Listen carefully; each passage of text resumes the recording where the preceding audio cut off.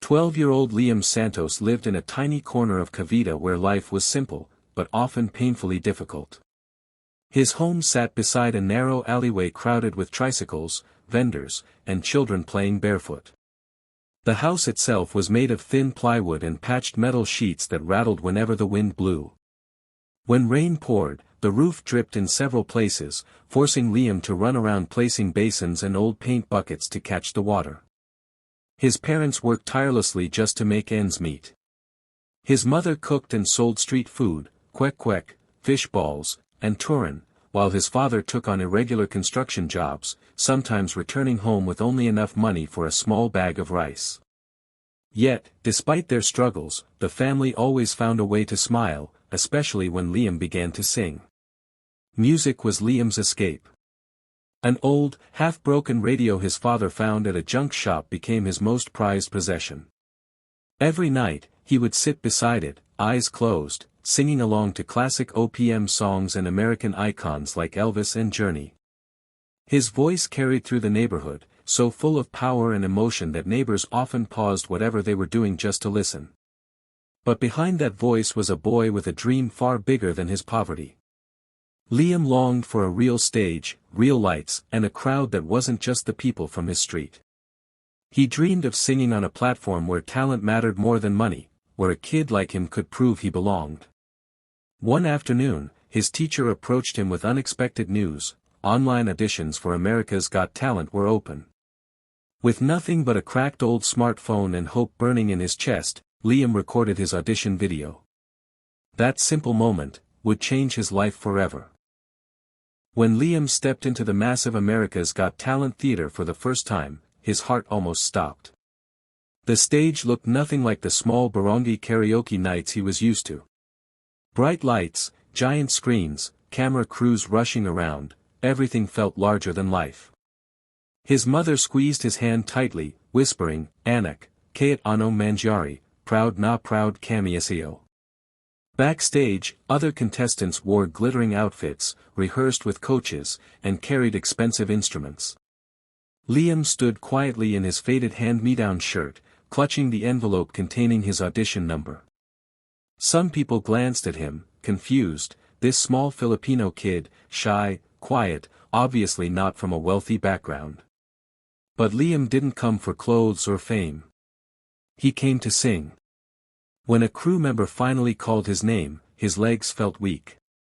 As he walked toward the stage entrance, he heard the sound of thousands of people murmuring inside. He peeked from behind the curtain and saw the judges, Heidi smiling warmly, Howie leaning forward curiously, Sophia waving at the crowd, and Simon Cowell, intimidating as ever, arms crossed, waiting. The moment Liam stepped into the spotlight, the theater went silent. Simon tilted his head, examining the nervous boy. "What's your name?" he asked. "Liam Santos, from the Philippines," he replied softly, forgetting for a moment this wasn't in Tagalog. The audience chuckled kindly. Simon continued, "Why did you come all the way here?" Liam swallowed hard. "To represent my family. And Pinoy pride." Something in his honesty touched the room. Heidi smiled. Sophia nodded gently. Even Simon's expression softened. But no one, absolutely no one, expected what this small, nervous Filipino kid was about to do. As the music began to play, Liam took a deep breath. And the entire world held theirs. The first gentle notes of Nandito Ako echoed across the theater, and for a moment, Liam forgot about the lights, the judges, the cameras, and the thousands of eyes watching him. All he could think of was home, his mother frying fish balls at the market, his father carrying heavy cement bags under the sun, the neighbors cheering for him back in their small barangay. Then he opened his mouth, and the room changed. The soft first line came out like a whisper made of gold, fragile, emotional, trembling with sincerity. People in the front row leaned forward. Liam's voice carried a rawness that no coach could teach, a mixture of innocence, pain, and hope. As he moved into the chorus, his voice grew stronger, fuller, revealing a depth that stunned even the most skeptical faces in the audience. Howie raised his eyebrows. Heidi covered her mouth. Sophia looked toward Simon, who was suddenly sitting straighter, eyes fixed on the young Filipino boy who seemed to be pouring his entire life into every note. When Liam reached the high emotional peak of the song, something extraordinary happened. The audience fell completely silent. Not a cough, not a whisper. Just the sound of a young boy singing his heart out as if this audition was the only chance he would ever have. His voice cracked once, not from weakness, but from emotion, and that single imperfect moment made his performance even more real. It was the kind of crack that told a story of hunger, struggle, sacrifice, and unshakable hope. As he delivered the final note, long and soaring, a shiver rippled through the theater. Then, an explosion. The entire audience rose to their feet, cheering, screaming, clapping. People wiped tears from their eyes. The judges were stunned. And Liam stood on stage, breathing heavily, wondering if this was all a dream. As the final note faded into the rafters of the massive theater, there was a moment, a tiny, breathless second, where everything stood still. Liam, trembling on stage, didn't know whether to smile or cry. His hands shook at his sides, his heart pounding so loud he wondered if the judges could hear it. Then the silence broke. The audience erupted into the loudest cheer of the night, people were shouting, whistling, some even crying. The applause hit Liam like a wave, overwhelming and unbelievable. For a boy who grew up singing beside a broken radio, the sound of thousands cheering for him felt impossible. Heidi was the first to speak. Tears had gathered in her eyes. Liam. I felt every single word you sang. Your voice is pure emotion. Sophia leaned forward, hand over her chest. You didn't just sing that song, you told your story through it. I felt your heart. I felt your soul. Howie grinned widely, shaking his head in disbelief. You're 12. This is the kind of performance people remember for years. But the room quieted when Simon leaned toward the microphone. He looked at Liam differently, not as a nervous kid, but as a true artist. Liam, Simon said slowly, there are moments on this show where a singer comes out, and changes everything. He paused, letting the audience hold on to the tension. You didn't just perform tonight. You lifted this entire room. Liam's lip quivered. His mother backstage was already crying, clutching her hands together. Then Simon stood up.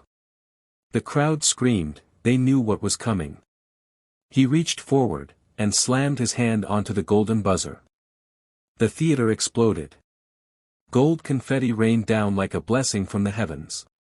Liam covered his face, overwhelmed, as the stage glowed with golden light. He had done it. Gold confetti fluttered around Liam like falling stars, sticking to his hair, his face, even his trembling hands. He stood frozen under the glowing lights, unable to process what had just happened. For a moment, the cheers sounded distant, like he was underwater, hearing the world celebrate from far away. Then the realization hit him all at once, he had earned the golden buzzer. As he stepped off the stage, tears finally spilled down his cheeks. His mother rushed toward him and wrapped him in the tightest embrace of his life. She was crying so hard she couldn't speak at first, her body shaking with relief, pride, and disbelief. When she finally did whisper something, it was broken and emotional. Anak, tinyapad mo ang pangarap mo. A producer handed Liam a towel and a bottle of water, but he barely noticed. Everyone around him, camera operators, stagehands, assistants, stopped to congratulate him. Some even wiped their eyes. They had seen countless auditions, but few had captured the room the way this small Filipino boy just had. Simon approached backstage briefly, something he rarely did. He placed a hand on Liam's shoulder. You belong here, he said simply. Never doubt that. Those 4 words replayed in Liam's mind like music. Soon, Filipino communities around the world would share the clip, calling him Pinoy Pride, Golden Boy, and the voice from the barangay. News outlets would tell his story. His neighbors back home would gather around a single TV, screaming when they saw him appear on screen. Kids from his street would shout his name while pretending to perform on makeshift stages. But in this moment, this quiet, golden moment, none of that mattered. Liam looked back at the stage, still glowing, still covered in confetti. He pressed his hand to his heart and whispered, "This is for the Philippines, and for every kid who dreams." His life would never be the same again.